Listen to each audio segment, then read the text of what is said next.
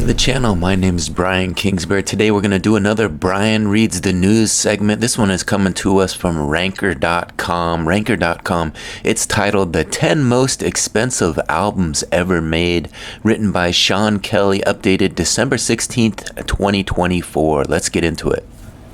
There's no rushing art. The perfect album can take a long time and come with a steep bill. Production budgets for major albums are often high, but when you add in an expensive studio and a major artist with a knack for perfection, the cost can quickly spiral.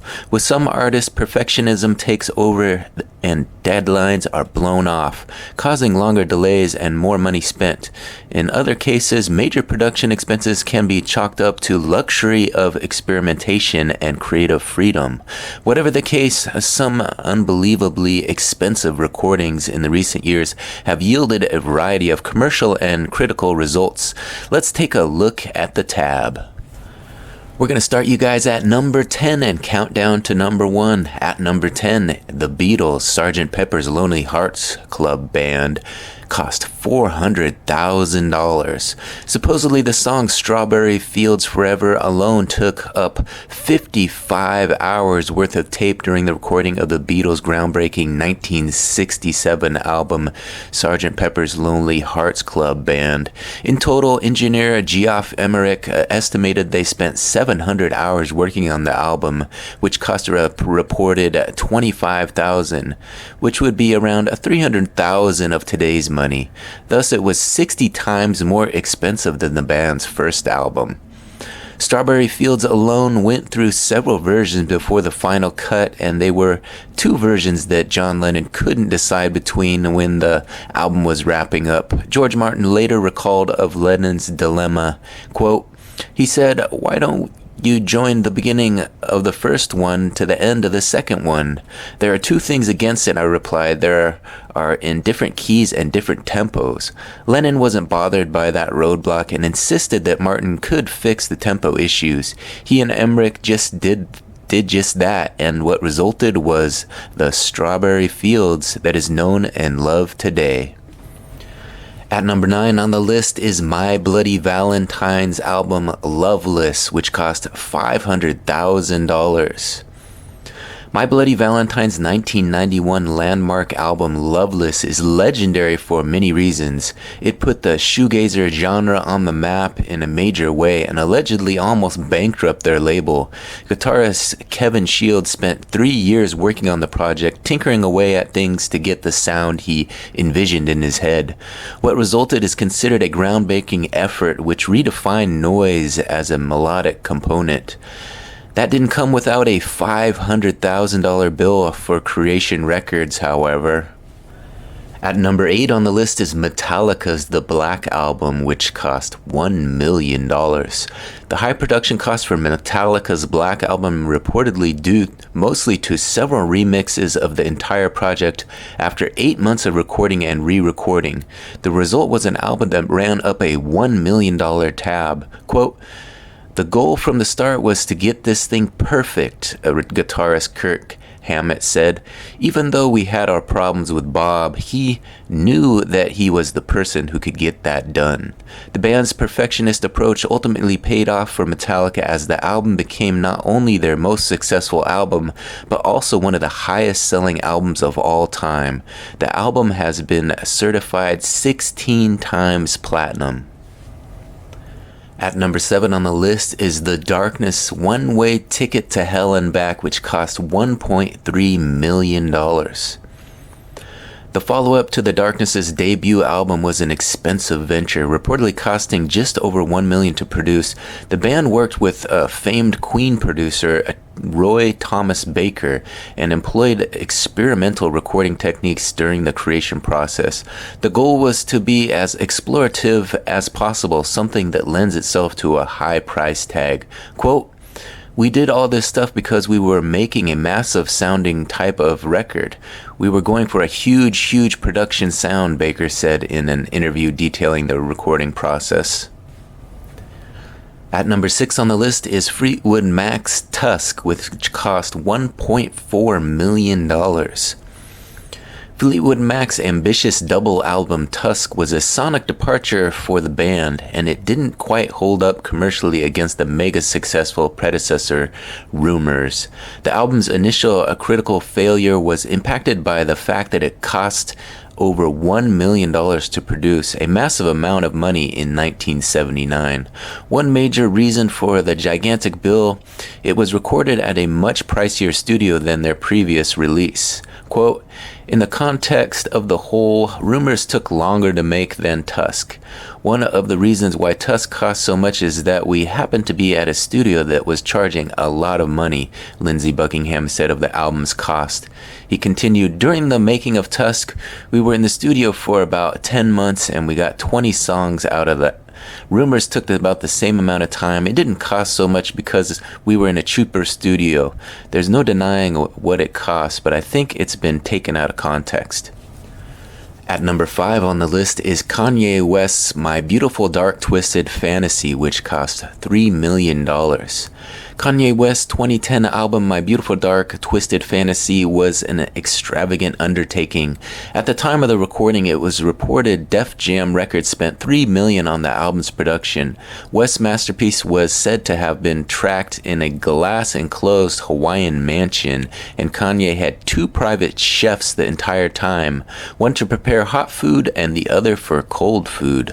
Propelled by the success of the songs Power and Runaway, the album was eventually certified double platinum and garnered 3 Grammy Awards.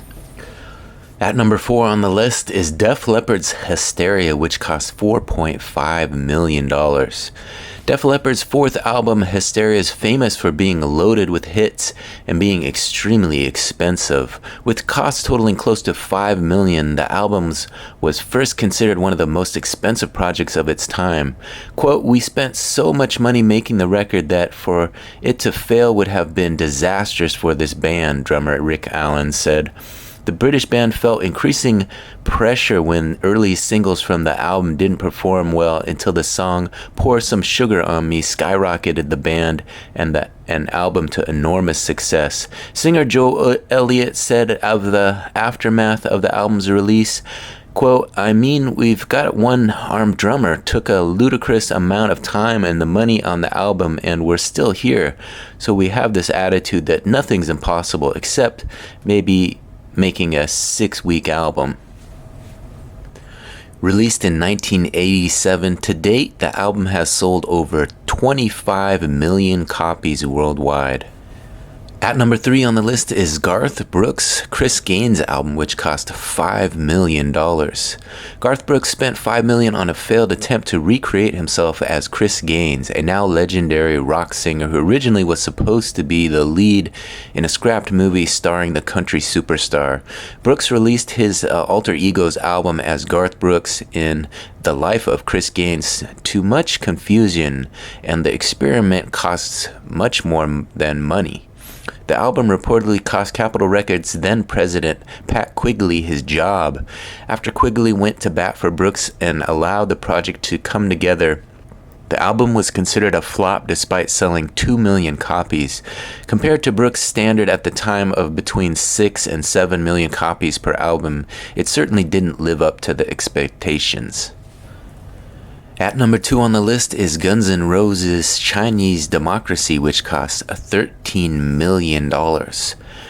With costs totaling $13 million, Guns N' Roses' fabled Chinese Democracy was meant to be Axl Rose's great comeback. Recording took 10 years, and the release was stalled numerous times in the process.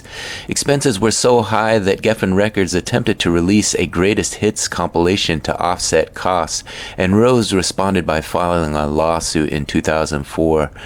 Rose lost the suit and the label went ahead with the Greatest Hits project, due in part to the fact that Rose had gone back on his continued promise that the album was complete and ready for release. Quote, "Every year there's been a new reason why Axl is not done with the record," a source said at the time of the lawsuit. Had he delivered this record like he promised 7 years ago, this would not be happening right now. Finally released in November of 2008, the album received mixed reviews.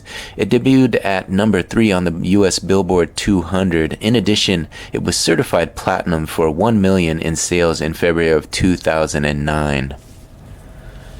Finally, at number 1 on the list is Michael Jackson's album Invincible, which cost $30 million.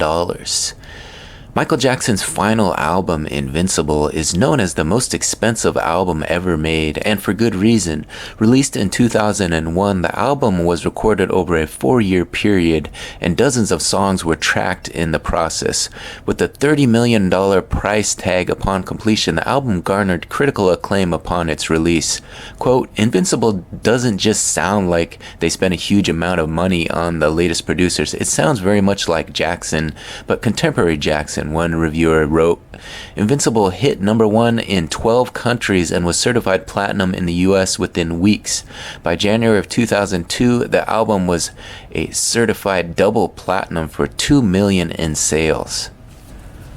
Alright, there you have it, another successful Brian Reads the News segment. This again coming to us from Ranker.com, the 10 most expensive albums ever made. There you heard it, Michael Jackson at number 1 with Invincible, $30 million, can you believe it? If you like these types of videos, don't forget to give this one a big thumbs up, hit that like button, and subscribe to the channel. Here's a look at my channel. It's real easy to find. It's just my name, Brian Kingsbury, there on YouTube, at Brian Kingsbury. And we're currently sitting at 1.08 thousand subscribers with 4.4 thousand videos. So there's plenty for you to watch up there. Go up there, subscribe to the channel, ring that notification bell. When you ring the notification bell, you'll be notified every time a new video drops. That way you won't miss out on any of this fresh content. I thank you for watching this one to the very end.